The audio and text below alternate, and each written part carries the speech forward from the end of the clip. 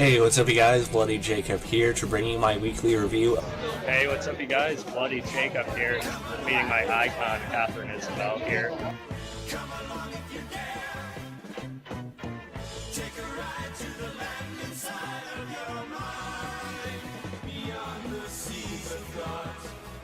Beyond the realm of want, across the streams of hopes and dreams where things are really not.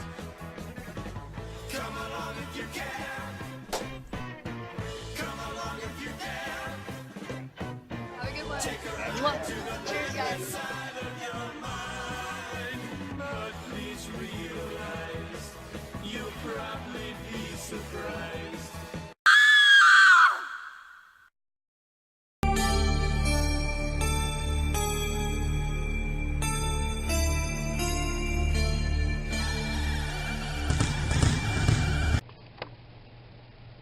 Hey, what's up you guys? Bloody Jacob here to bring you my review of this week's episode of The 100 on the CW, which is episode 9 of season 5, called Sic Semper Tyrannis.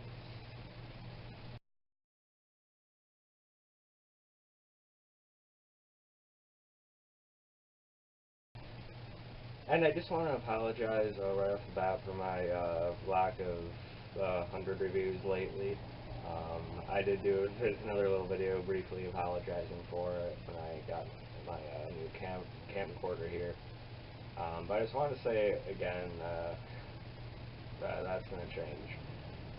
Because the 100 season 5 is hot right now, okay? I'm really into it, and the 100 is one of my very favorite shows to watch right now. And I think season 5 has to be at least one of the 2 or 3 best seasons they've done. Just depending on your own opinion, but once the season's over, I think I'm going to do a video ranking the seasons, by the way. They've all been good, trust me, but I just really think the show just keeps getting better and better in terms of the style of its story writing, the maturity of it, the complexity of it. Take the Oza, for example. They've developed her really well already. And just like the themes, they keep, making it seem more and more mature, like I said. In this episode, I know it had some frustrating directions for some, but, that's kind of what the 100 does. It creates these moral dilemmas, and then it puts, a couple different characters on different sides of it. To put it simply, and that episode is again, because we have, of course, the main thing is, Bellamy, Indra, characters like that, wanting to, pretty much trying to, find any way possible to preserve peace, so they end up, resorting to making Maddie this commander, her taking on the flame and everything, which I gotta say, I actually agree with them. That might have been the way to go, even though Clark is definitely my favorite character, along with Lexa.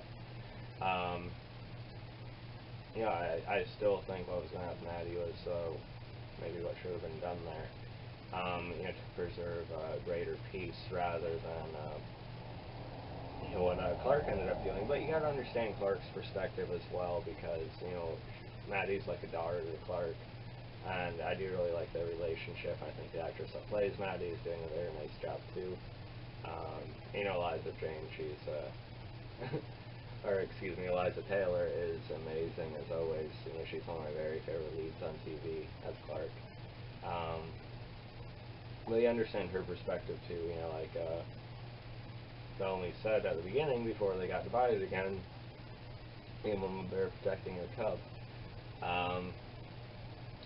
And Clark knows from personal experience, both herself and what she's that from Alexa, and just the way she understands how this world works and leadership and stuff like that in this type of civilization or society.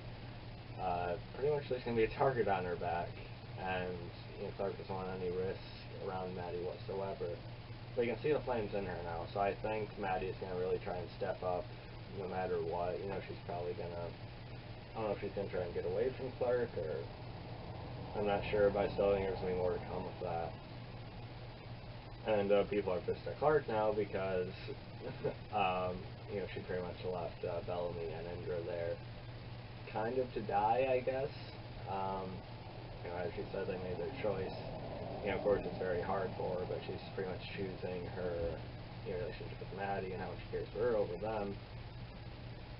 But at the same time, Bellamy made a similar choice, saying, like, Echo, Raven, and those characters I spent those 5 or 6 years with are his family, and that kind of makes sense since they spent so much time together. So I still really care and have a lot of respect for each other, but, you know, just kind of their priorities, I guess, changed, I suppose.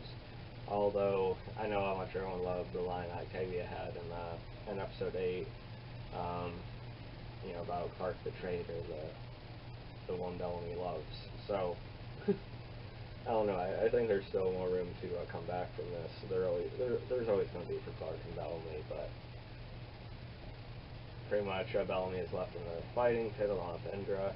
Now, I don't think Bellamy's going to die. I haven't had worried about Indra, though, and I know a lot of you guys are too. But there's a flicker of hope. I mean, as the doors are shutting, you see Octavia, she actually does crack a little bit. She gets a little bit emotional seeing Bellamy there.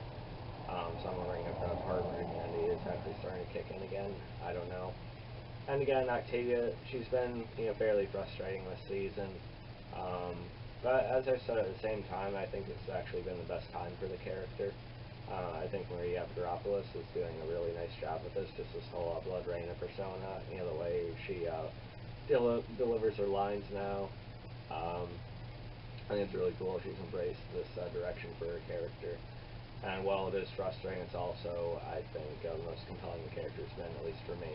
And I've never been that big a Octavia fan either. Though I understand if she still ends up being killed somehow this season. As far as this whole fight pit thing, I don't know how that's going to go. I'm not sure. Like I said, I don't think Bellamy's going to die. Maybe at the worst, Indra somehow does, and I get Octavia a little bit, and she stops it before Bellamy does. I don't know. I don't want to see Indra die either, but I don't know. Not everyone can survive. You know, but who knows? And then what also really made this episode as good as it was for me, and again, this season has constantly been like 9 out of 10 or above. But what made this particular episode so good to me, or was a big part of it anyway, was what happened with Diosa and, of course, McGrady. Greedy, I should say. I like Murphy's move there, throwing the rock into the crowd just to, you know, start shit. Just to get on with it already. Yeah, so I like that fight. And it was pretty cool. Dio was fighting off like 3 guys in the room. I thought it was pretty cool. Ivana Malasivic, you know, I've talked about her before, who plays Diosa. She's an awesome actress. You know, I especially loved her on, you know, she was Selena Kyle's mother on Gotham, but I especially loved her on Banshee. You guys gotta check out Banshee if you haven't. It's a very good show. It was a very good show. It ended, you know, 2-3 years ago. But she was great on that. She got to get really physical in that. And it's good to see her have a big fight scene in this. At the same time, she's trying to protect her child, who we know is a girl now. And I especially love that scene with her and Kane.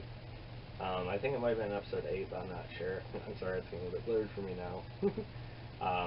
But when she is outside and her and Kane are talking about their ideas on how to build up society again, you know, with the workshops, the medical facilities, and houses and stuff like that.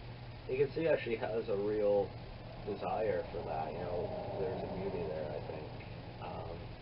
And it's kind of odd that I support the idea of her and Kane now. Abby, I still don't think Abby has much of a place on the show anymore, honestly. I think she could have been killed off even last season or something.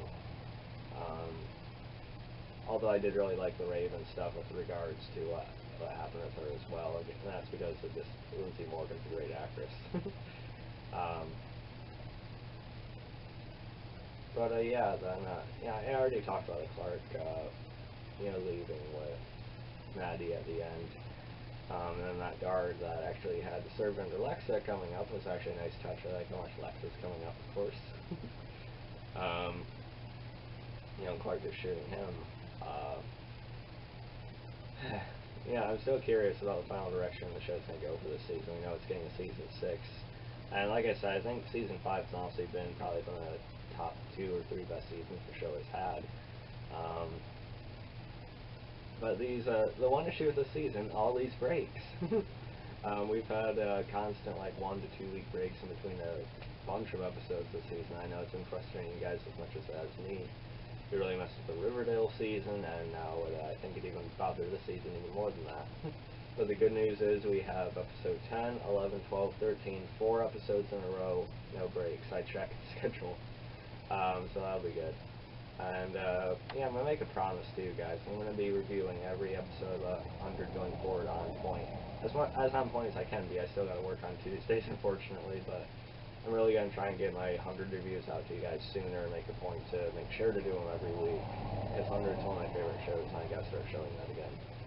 So yeah, let me guys thought about this one. I'm giving the episode about 9.2 out of 10. And yeah, so what really made it again was that placing at the videos. Even though the camera is moving a little bit too fast, you know, there's still definitely an awesome sequence there. But anyway, you guys can follow me on Facebook, Twitter, Instagram, like, subscribe, and subscribe. And I'll catch you guys next time. Peace.